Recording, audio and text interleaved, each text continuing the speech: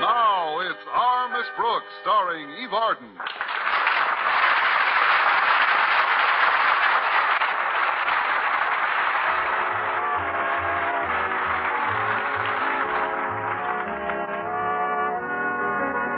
Well, the first few weeks of the new semester have proven lucky for our Miss Brooks, who teaches English at Madison High. First of all, she's been assigned a room next to Mr. Boynton's biology lab, which has made her deliriously happy for an obvious reason. Mr. Boynton is still the most beautiful specimen in his lab. Oh, it's wonderful. Now I see him before every class, after every class, and when he runs out during class to the water cooler, I manage to get there just in time to bump heads. Life at Madison would really be a dream this semester if it weren't for an unusual student who was assigned to my class last Monday. The newspapers carried the headline on Tuesday morning.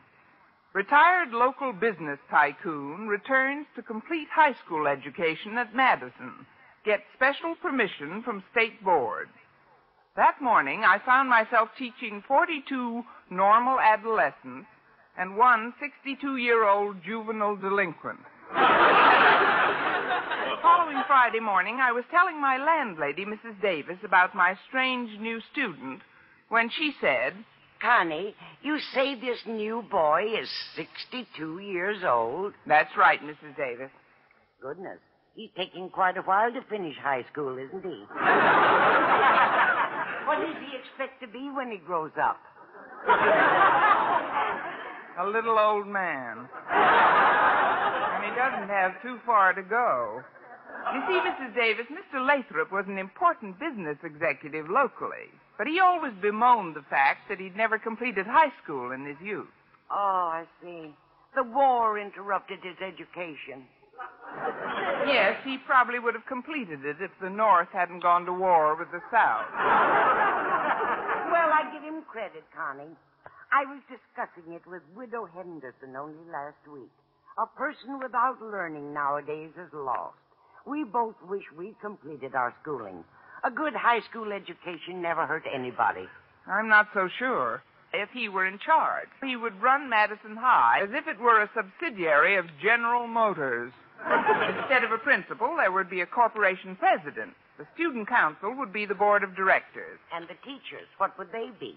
The labor problem. No, actually, we didn't get around to the teachers. Well, of course, he can't do those things, can he? Who knows? Besides being very influential in town, Mr. Lathrop is a very close friend of Mr. Stone, the head of the board. And even Mr. Conklin keeps on his toes when Lathrop is around. Oh, I'll answer it, Mrs. Davis. Hello? Hello, Miss Brooks. Walter. I'm sorry, but I won't be able to drive you to school today on account of an athletic meeting I have to attend. Oh, that's right, Walter. After all, you are manager of the football team. Correction, Miss Brooks. As of yesterday, I am the majority stockholder. What? Yeah, Mr. Lathrop incorporated us. We are now the Amalgamated Football, Basketball, Soccer, Ice Hockey, and Ping Pong Corporation of Madison High. Really? When do you sell out to Howard Hughes? But since you're not driving me to school, Walter, I'd better say goodbye now and get started for the bus. Oh, you don't have to go by bus, Miss Brooks. Old Blue Chips is calling for you in his brand new Cadillac. Mr. Lathrop calling for me? Sure. When he heard I couldn't make it, he volunteered. He says he'll get a real kick out of driving his teacher to school. He wants to do it permanently. Well, see you at school, Miss Brooks. By the time I get there, I'll probably be incorporated. Goodbye, Walter. Did I hear right, Connie? Is Mr. Lathrop picking you up? Not only that, but he may never put me down. He plans on doing it every day, and... Oh, here he is now. I'll get it. Madison, oh, Madison, hail to thee, oh, Madison. Don't mind me, Miss Brooks. I feel like a kid again, a gay, light-hearted 15-year-old. Well, wipe your feet and come in, Sonny. Oh, yes, of course. Sonny, I mean Mr. Lathrop. Meet my landlady, Mrs. Davis.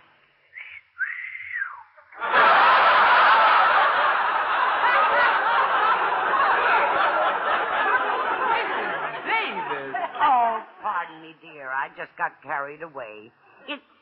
It's so seldom I meet a high school kid of my own age. Boy, would I like to carry his books to school. But, madam, it's up to a boy to ask a girl to carry her books. Well, she's not taking any chances. Now, I think we'd better... Mrs. Davis, stop staring at Mr. Lathrop and close your mouth. But not so close to my arm. Had we better be leaving for school, Miss Brooks? I have a business efficiency idea I want to discuss with Mr. Conklin. That is, it directly concerns Mr. Conklin. Good. We've been trying to get rid of him for years. We'd better be going now. Well, goodbye, Mrs. Davis. I'll be seeing you. When? Mrs. Davis, please let go of Mr. Lathrop's tie. Come on, Mr. Lathrop, while you still can.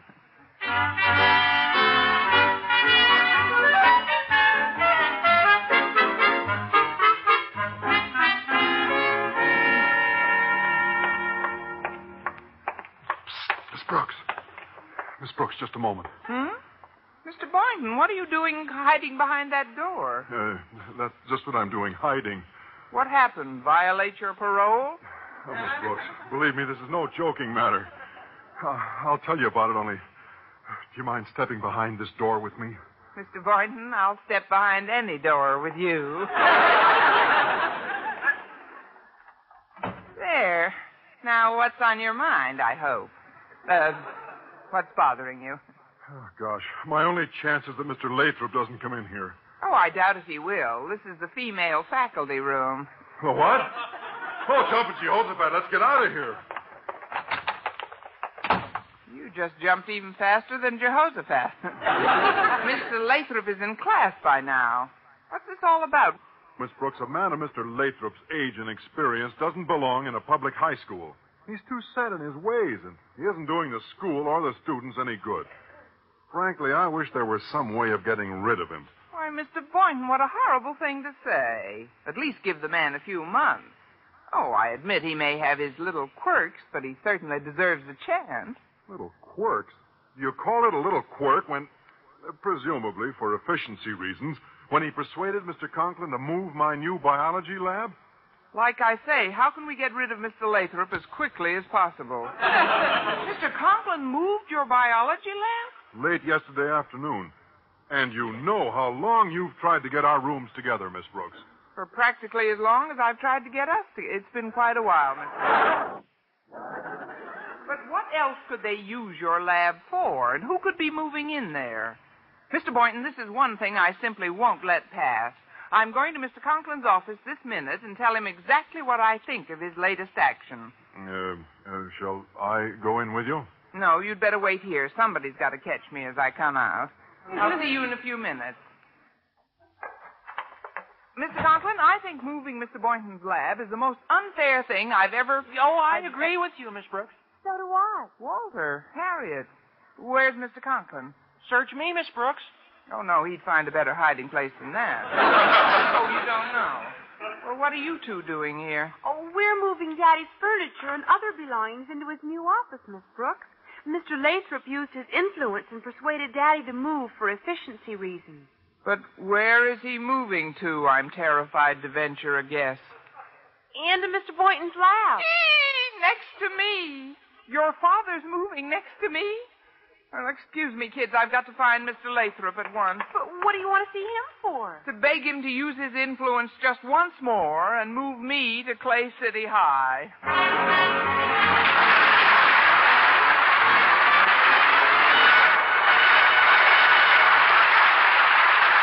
Obviously, something had to be done about Mr. Lathrop. So with typical courage, at noon, fearless Osgood called an emergency conference, which was to be completely open and above board, down in the boiler room.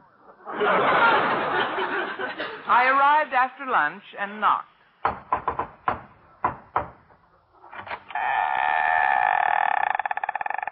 Who goes there?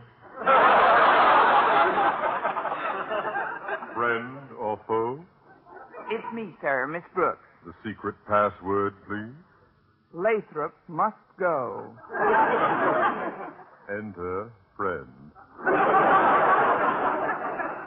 Come in. come in and join us, Miss Brooks, and don't be nervous. We're all down here now, and I'm sure Lathrop doesn't suspect a thing. We can hold our meeting in strict secrecy, so don't worry. Don't worry at all. Just relax. Relax completely. Relax.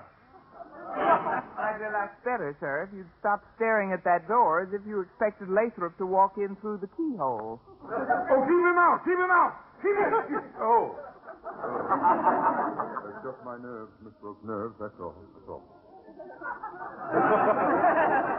Mr. Conklin, can we get started with the meeting? After all, this is the boiler room, sir.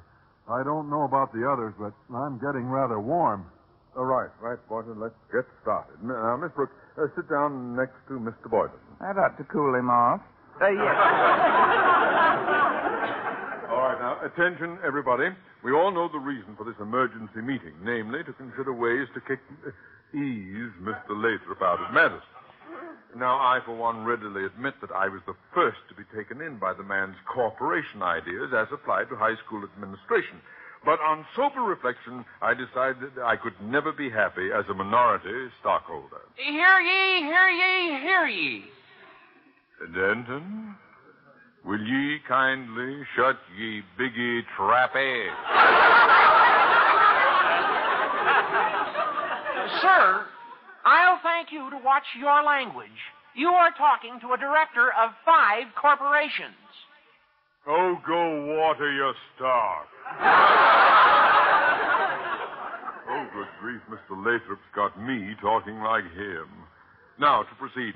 I want suggestions as you... Gosh, who's that? That must be Mr. Moss of the math department. I invited him to come down here, too. Who goes there, friend or foe? What's the password, please? Lathrop must go. Enter, friend. I'm glad you could make it, Mr. Lathrop. Well, we've already started the big meeting, but as you know, its purpose is to get rid of one of the busiest and biggest busybodies this school has ever had. And I know you'll have some ideas. Glad you can make it, Mr. Lathrop!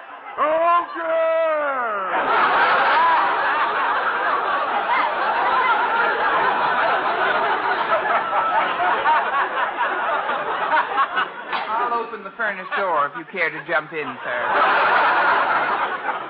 Well, I do hope I'm not barging in on something, Mr. Conklin, but I overheard Mr. Moss discussing this meeting with Miss Perkins, and I just couldn't resist. That's one of the reasons I came back to high school. I love secret fraternity meetings. Well, this isn't really a meeting, Mr. Lathrop. It's just a friendly little bull session. But, Miss Brooks... So there's a friendly little cow here and there. Well, actually, Mr. Lathrop, it's a business conference. That's what it is, a business conference. A business conference, that's wonderful. Let's start with selling. And here at Madison, we're selling education. Right? Now, sound plant operation calls for maximum sales with economy of reserves. And after much research, I have found, for instance, that Madison could function just as efficiently if we combine some classes and, let us say, drop an English teacher or two. Follow me, Mr. Conklin? Like a cocker-spaniel puppy follows its mother. Down, Rover. Mr. Lathrop. Silence, Miss Brooks.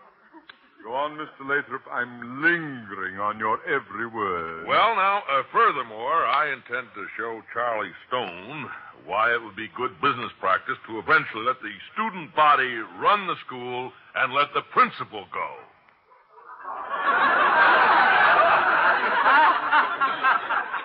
What?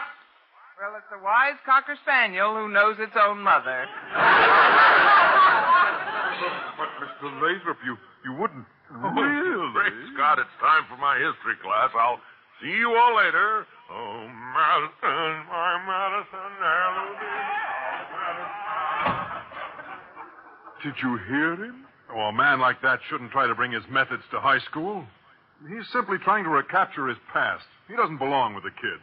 He belongs with his own generation. Say, wait a minute. His generation. Yes, why not? Why not what? Listen, if we can surround Mr. Lathrop with elderly people in his class, he may decide to quit. And I think I know just the elderly people to join him. Miss Brooks, permit me to remind you, I am running a high school here, not a rest home for 83-year-old adolescents. Yeah, boy, at this rate, I won't remember Madison for its ivy-covered walls, but its ivy-covered students. On the other hand, desperate diseases require desperate remedies. Just how would your plan work, Miss Brooks? Well, I'm fairly certain I can persuade Mrs. Davis and the widow Henderson to join his class. And you think that would do it, eh? Mr. Conklin, when those two flappers get to work on Mr. Lathrop, by this time tomorrow, he may decide to complete his high school education in Mexico.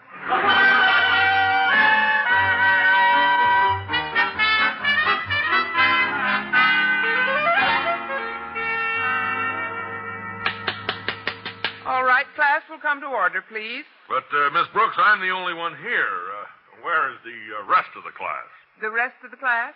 Oh, well, you've given us such a wonderful idea by returning to school that Mr. Conklin has decided to form a new class around you, Mr. Lathrop. They should be arriving any moment now. A new class? Madison, oh, Madison, Hamperdale, Madison. Oh, here comes one of the kids now. Hello, teacher dear. That's a kid? You remember Mr. Lathrop, don't you, Maggie? Do I? Hello, swoon man. Goodness, every time I see him, my bobby socks slide up and down like a Venetian blind. Oh, I'm going to enjoy this class, Miss Brooks. Are all the kids as gone as this one? Now, let's watch our manners, honey. Little Maggie is in that stage, you know. What stage? Between Eddie Fisher and Barry Fitzgerald. Oh, Maggie, I notice you brought your ironing and your laundry board with you. Mr. Lathrop, will you be a good boy and help Maggie stretch the laundry line across the room and then help her hang up the wash? Hang up her wash? Oh, the dear boy's shy. Don't worry, honey. I only wear full winter woolies. Will I have to be doing this every day? Oh, goodness, no. Tomorrow, Maggie has promised to bring her dressmaking stuff to class. But, Miss Brooks, I don't have a dummy. Well, why worry? With Mr. Lathrop here, your problem is solved. You mean you expect me to model dresses? Only the ones for day wear. Surely you don't mind helping out a little, because we do need... Hello, teacher. I'm sorry if I'm a little late. Oh, little Penelope Henderson. Come right in, dear. This is another one of the new kids, Mr. Lathrop. Oh, how sweet. I see you brought little Horace with you today. Yes, I sit with my daughter's baby every afternoon. Say, who is that gorgeous hunk of kid there?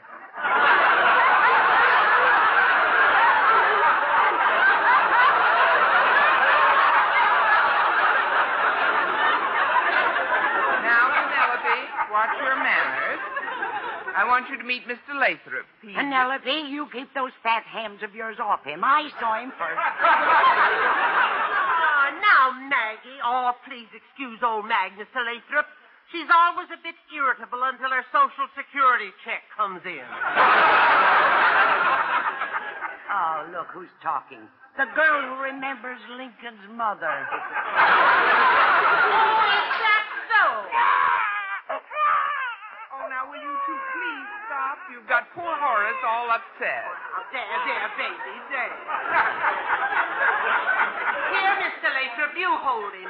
He likes me. But I don't know how to hold a baby. Oh, it's easy. Just hold him by the head.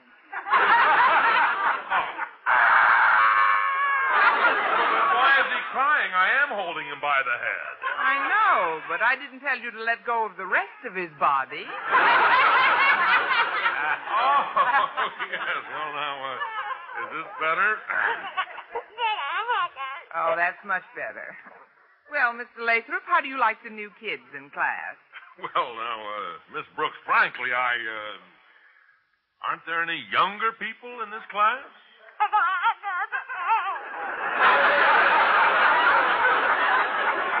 couldn't ask for anything younger than that. Now, Penelope, I see you brought your knitting with you, so we'll let Mr. Lathrop hold the baby during the rest of the period. Oh, no. Miss Brooks, must I? Now, Mr. Lathrop, is that nice? After all, you brought your business ideas into Madison, and we accepted them. Certainly you can't mind if these other kids bring their way of life into our school, too. Now, Penelope, sit down. Any place.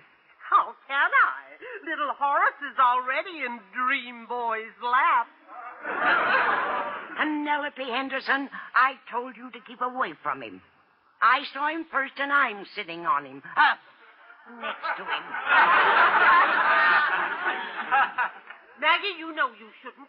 You know what the doctor said about any excitement in your high blood pressure? Penelope, one more word, just one more word, and I'll expose the entire history of your liver.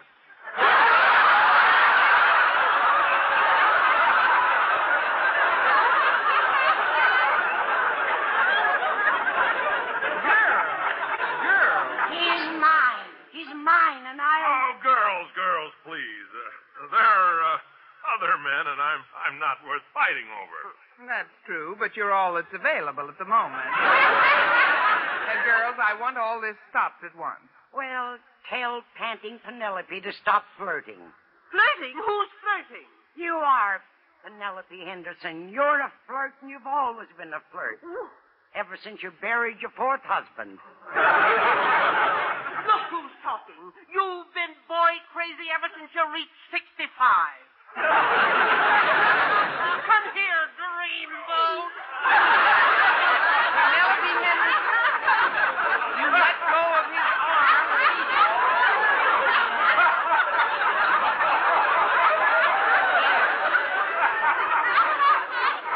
Penelope, get your perspiring paws off him.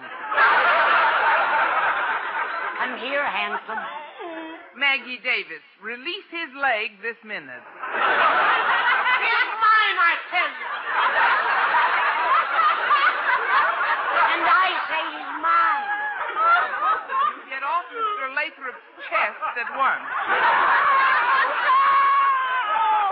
Now look what you've done. Miss Brooks, are these the only people in my class?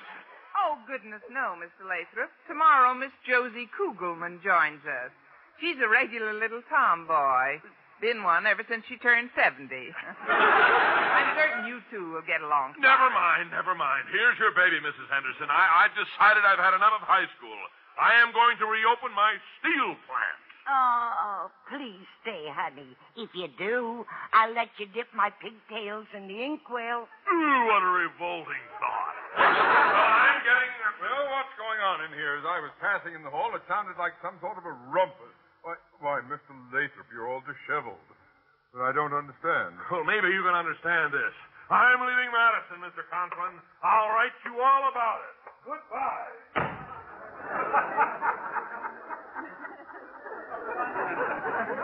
Well, you've done it, Miss Brooks. You've done it. Wonderful, simply wonderful. But how did you do it? Mr. Lathrop looked as if he'd been in some sort of a fight. You've heard of the Battle of the Sexes, Mr. Conklin. Why, yes, but what's that got to do with it? Well, Mr. Lathrop couldn't stand being used for ammunition.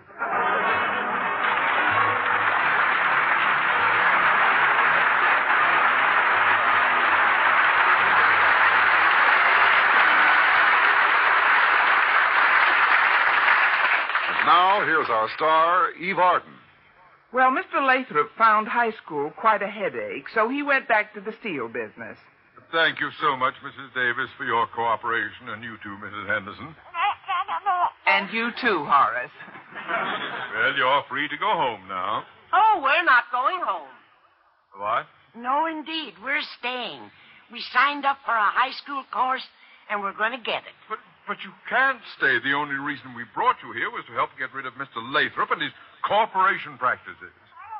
Well, Mr. Conklin, we'd just better resign ourselves to it. Resign ourselves? Resign ourselves to what? Instead of the Madison High Corporation, we're the Madison High Day Nursery.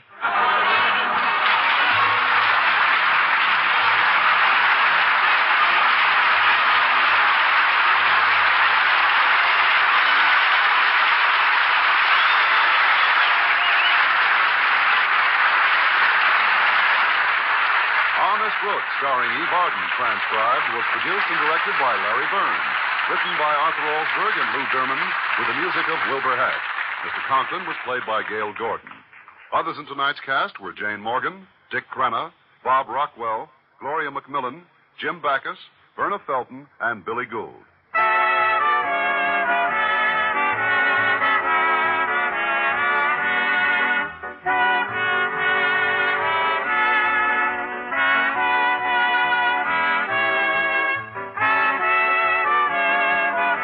Eve Arden, starring as our Miss Brooks, will be back again next week at this same time. Join us then, won't you? Our Miss Brooks is another presentation of the United States Armed Forces Radio and Television Service.